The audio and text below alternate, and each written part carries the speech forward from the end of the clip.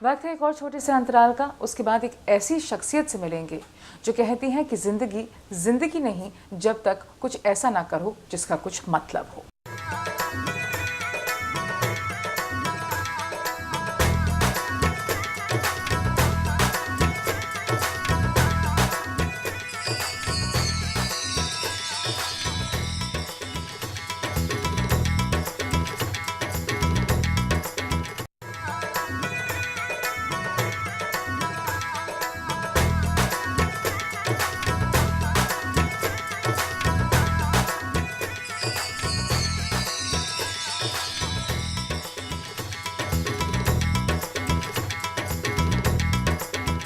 दोस्तों, इस दुनिया में बहुत से ऐसे लोग हैं जो कहते हैं कि इस ज़िंदगी में कुछ करने को ही नहीं है, और बहुत से ऐसे लोग भी हैं जो कहते हैं कि इस ज़िंदगी में बहुत कुछ करना है लेकिन ये ज़िंदगी छोटी पड़ जाएगी उसे पूरा करने के लिए। ऐसी ही एक शख्सियत हैं एम्पावरमेंट एनजीओ की सेक्रेटरी सोनिका अग्रवाल, जो कि पेशे से एक पेंटर हैं। उन्हें समाज के लिए बहुत कुछ करने का मन है, समाज को कुछ देना चाहती हैं। आइए मुलाकात करते हैं उनसे।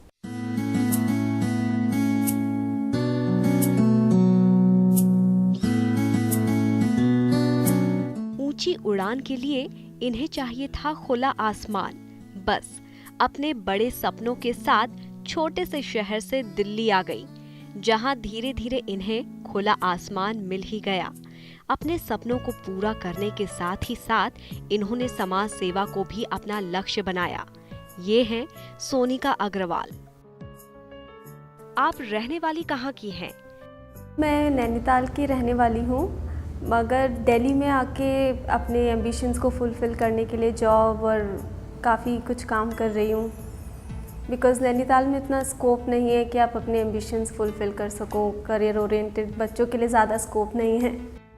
फिर आप दिल्ली आकर इस एनजीओ से कैसे जुड़ी?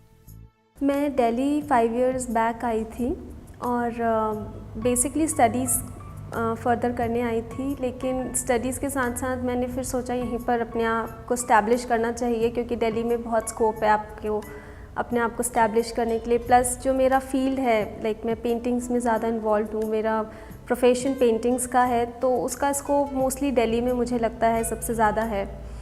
तो मैं यहाँ पे पोस्ट ग्रेजुएशन करने आई थी, उसके साथ साथ अपने आप को मैंने स्टडीज़ के साथ साथ स्टैब्लिश करना स्टार्ट कर दिया था। मैं बच्चों के साथ पेंटिंग्स में काफ़ी इन्वॉल्व थी। इस एनजीओ में मतलब काफ़ी अच्छा काम हो रहा था आर्ट एंड कल्चर को लेके। मिस्टर विकास सक्सेना है, मैं उनसे मिली, उन्होंने मुझे काफ़ी इस एनजीओ के बारे में बताया और मैं काफ़ी मोटिवेट हुई और मुझे लगा मैं भी इससे जुड़कर कुछ काम करना चाहिए, मुझे भी कुछ काम करना चाहिए इससे जुड़कर, क्योंकि इसमें काफ़ी आर्ट एंड कल्चरल एक्टिविटीज़ हैं बच्चों को लेके, लेडीज़ को लेके।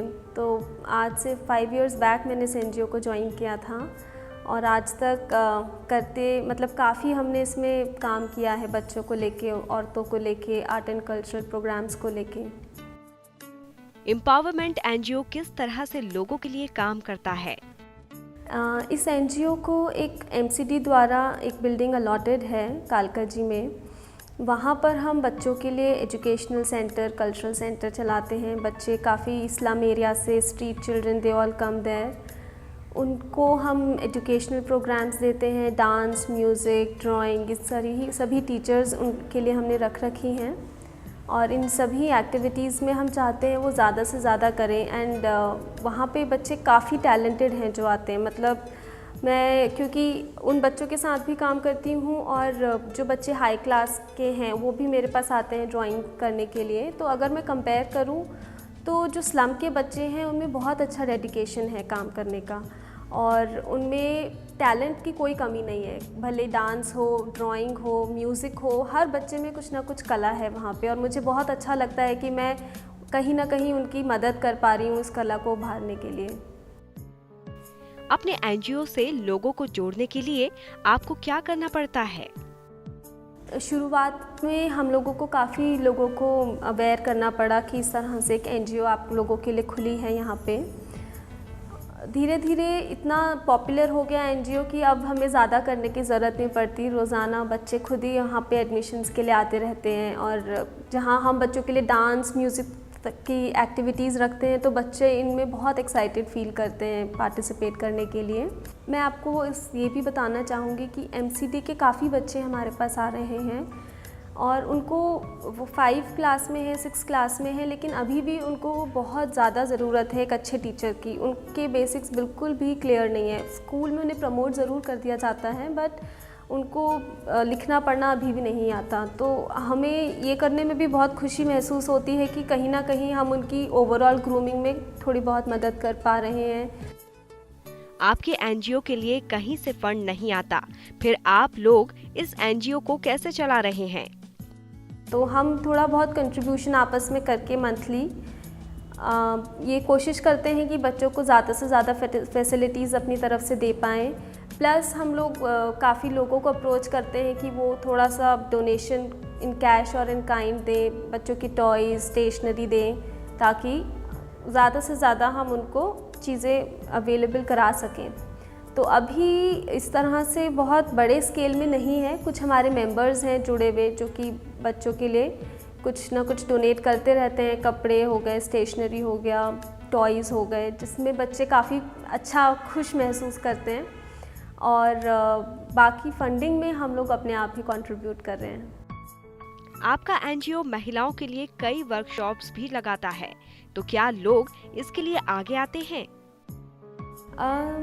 मुझे बेसिकली ये लगता है कि फ़ायदा जो लोग बहुत ज़्यादा नीडी हैं उन वही आते हैं आगे और वही सीखने का जज्बा रखते हैं, क्योंकि उनको पता है कि चीज़ सीख के कल वो कुछ इनकम जनरेट कर सकते हैं। और यहाँ पे हमारी भी पूरी कोशिश रहती है कि हम उनको सिखाने के साथ साथ आगे उनके प्रोडक्ट्स बिकवा सकें, उनका फ़ायदा उन्हें दे सकें, ताकि उन्हें लगे कि उनका जो वो सीख रहे हैं उसका कोई ना कोई फ़ायदा उन्हें मिल रहा है। एनजीओ के साथ साथ आप पेंटिंग्स की दुनिया में भी अपना नाम बना रही हैं। कितना मुश्किल है? जी, मुश्किल तो बहुत है। मैंने कई बार सोचा भी कि चीज़ का कोई फ़ायदा नहीं है, मैं क्यों कर रही हूँ। और अगर दूसरे इंसान से बोला जाए कि हाँ मैं वही एनजीओ में खर्चा करती हूँ, चलाती हूँ, तो सामने वाले इंसान को भी लगता है ज़रूर मेरा कोई फ़ायदा होगा तभी मैं कर रही हूँ। हर इंसान का आजकल एनजीओ को लेके यही पर्सपेक्शन हो गया है। बट मेरे को जब मैं एनजीओ में जाके अपने बच्चों से मिलती हूँ, वहाँ में जो महिलाएं काम कर रही हैं उनसे मिल काफ़ी सेटिस्फैक्शन फ़ील होता है कि मैं जितना भी कर पा रही हूँ अपनी तरफ से उनके लिए मैं एक अच्छी दिशा में काम कर रही हूँ। एक अपनी कंट्री के लिए एक सिटीज़न होने का उसका फ़र्ज़ अदा कर रही हूँ, बच्चों के लिए अच्छा कुछ करके दे पा रही हूँ। आज की महिलाओं के लिए आपका कोई संदेश? अपनी एम्बिशंस को कभी अधूरा ना छोड़ें। उन्हें ज़िंदगी में काफ़ी सेक्रीफाइस करने पड़ते हैं, एक वाइफ के रोल में, एक मदर के रोल में, बट कहीं ना कहीं उनके दिल में भी कुछ ना कुछ इच्छा होती है कुछ करने की। अपनी इंडिविजुअलिटी ना खोएं वो किसी भी पॉइंट पे, अपने एम्बिशंस को ज़रूर परस्यू करें। और सारे चैलेंजेस अगर आप फेस करेंगे तो ऐसी कोई भी चीज़ नहीं है जो आप चाहें दिल से और वो ना हो। तो मैं यही सबसे कहना चाहूँगी कि hope for the best and whatever you want to do in your life, pursue that.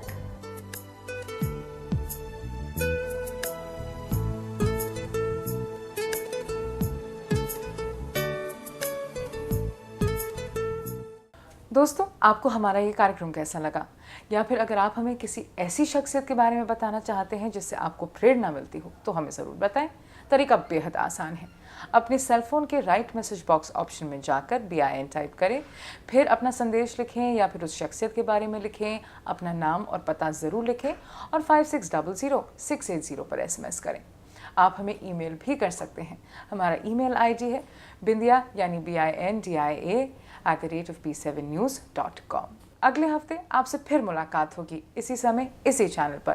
तब तक आप हंसते रहिए, मुस्कुराते रहिए। नमस्कार।